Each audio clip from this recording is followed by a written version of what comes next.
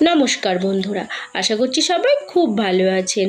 জানেন, আজকে বাইরের ওয়েদারটা ভীষণ ভালো, বৃষ্টি পড়ছে। ভাবলাম একটু চিকেন পকোড়া বানাই।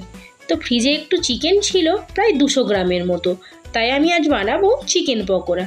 দেখুন, প্রথম আমি চিকেনটা এইভাবে কেটে নিয়ে ওতে দিয়ে দেব একটা ডিম, স্বাদ মতো লবণ আর লেবু।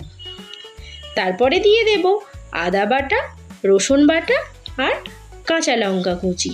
তারপরে এতে একে একে আমি মশলাগুলো দিয়ে দেব, যেমন লঙ্কা গুঁড়ো, হলুদ গুঁড়ো, জিরে গুঁড়ো, ধনে গুঁড়ো আর একটু চাট মশলা। দেখুন, তারপরে কেটে রাখা পেঁয়াজ কুচি দিয়ে দিলাম। দিয়ে দেব বেসন। দেখুন, বেসন দিয়ে আমি এটাকে ভালো করে ব্যাটার তৈরি করব। দেখুন, ভালো করে আমি মেখে নিলাম। যখন আমার ব্যাটারটা রেডি হয়ে আসবে, তখন আমি কড়াই তেতে গেলে এইভাবে এক এক করে আমি ছেড়ে দেব। দেখুন, যখন আমার একবার হয়ে আসবে, তখন আমি এগুলোকে সব উল্টে দেব। দেখুন, আমার চিকেন পকোড়া একদম রেডি।